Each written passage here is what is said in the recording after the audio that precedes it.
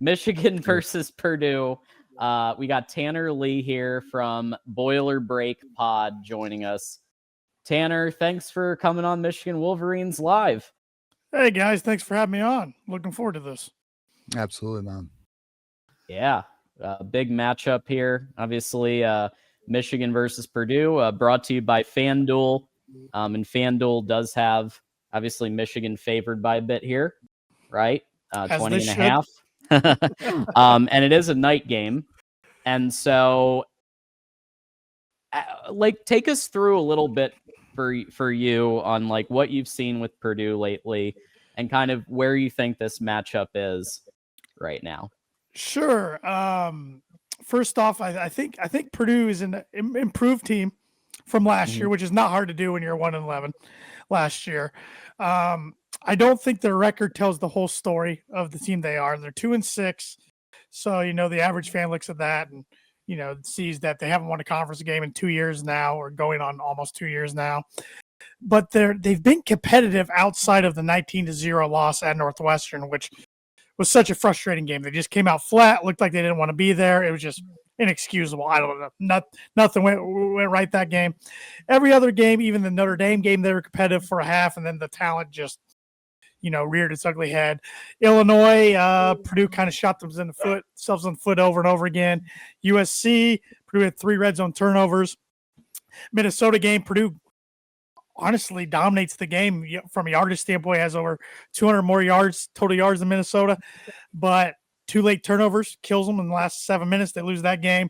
And then this past Saturday against Rutgers at home, same thing. Purdue was up double digits twice with the ball, couldn't get up to that 17-point mark, let Rutgers hang around, and had an unbelievably unfortunate turnover with 1:06 left.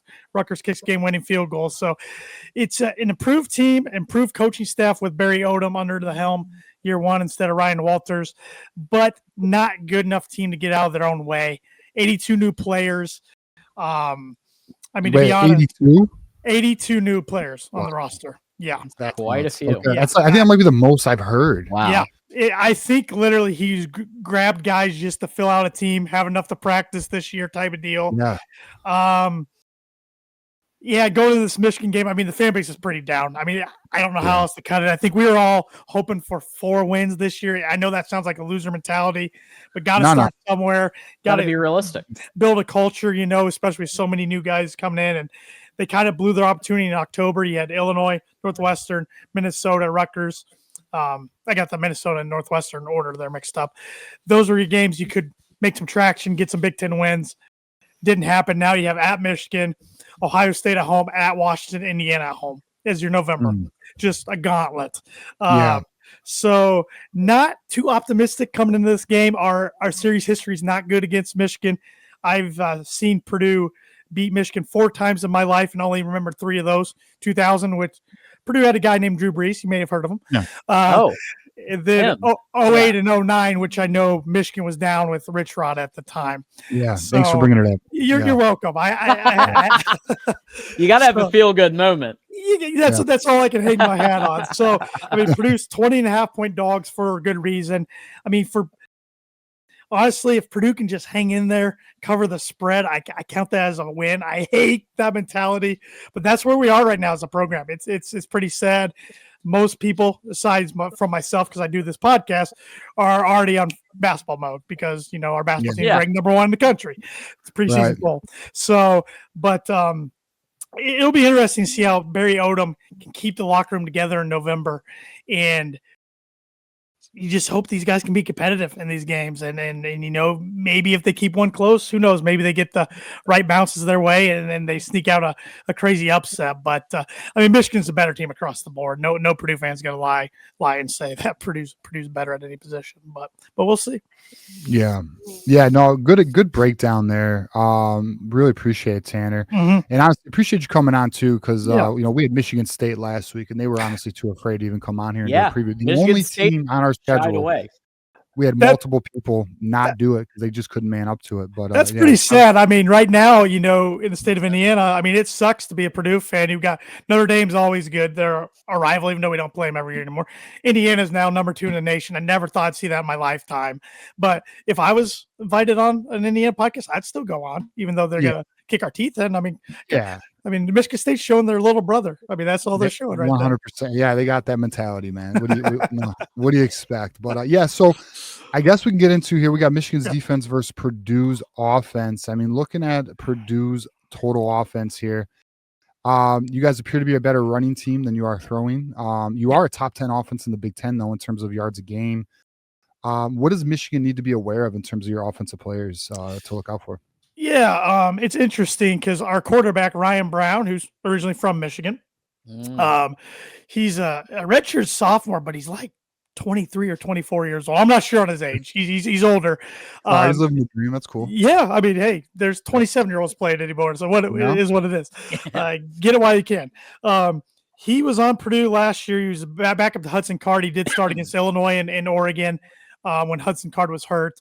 Transferred to North Carolina just for the spring, then came back in the portal and came back to Purdue and ended up winning the job over Malachi Singleton, who's a transfer from Arkansas. But in the last few weeks, they've been mixing in Malachi a little bit for mostly run packages. He's more of a runner. Ryan Brown likes to run too, but he's trying to be pass first.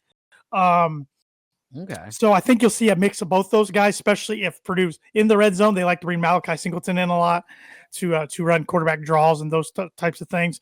But really, I mean, Purdue's lone returning offensive starter from last year's running back Devin Mockabee. He's been with Purdue all 4 years. So I remember Mockabee. He's a fan favorite just because he's been loyal. I mean, he could have went elsewhere, got paid more, but he's also a mechanical engineer, wanted to see out his engineering degree. So, and then they got a young running back named Antonio Harris, and then a grad transfer, Malachi Thomas from Virginia Tech. He really had a breakout game this past weekend against Rutgers. So they're kind of their three-headed monster there running back. And then wide receiver, Michael Jackson's their reception leader, but he's only scored 1 touchdown. That was the first game of the year against Ball State. Nitro Tuggle, Michael Jackson and Nitro Tuggle are both transferred from Georgia. I know. You're saying Michael Jackson wasn't moonwalking as much as you expected. No, he did the Thriller dance celebration game 1, and everybody's waiting for the moonwalk, and he hadn't got back in the end zone. So I mean, he's got 44 receptions on the year. He just doesn't get in the end zone. Nitro Tuggle's kind of their leader in touchdows. He's a burner. Yeah, it's a red zone. We wanted him in Michigan. Yeah, he's a burner from Northern Indiana. Northwood High School, I believe. Purdue, I like Purdue's nucleus wide receivers, but nobody's been consistent. And they're actually killing Ryan Brown lately. They're having a case of the drops really bad. Even against Rutgers, Corey Smith and EJ Horton both dropped clear-cut first downs on third down. 2 different drives. Just drive killers. We can sympathize with you on that one. We can sympathize. We've had a couple of drops too. I mean, we want to yell at the quarterbacks all day long. That's what we do as fans and armchair quarterbacks, right? But the talent around him have to help the guy out. So, one position you don't have to worry about Purdue is tight end. Our starting tight end's been out since Notre Dame, George Bernheen, and I don't know when he's going to return, if he's going to this year. And the other nucleus of 3 guys might be the worst tight end room I've seen at Purdue. So don't have to worry about tight end, which makes it tough on the offense, especially when you get in those red zone opportunities. You don't have a tight end to throw to. So I think as long as you shut down Purdue's run, it should be a pretty easy night for your defense.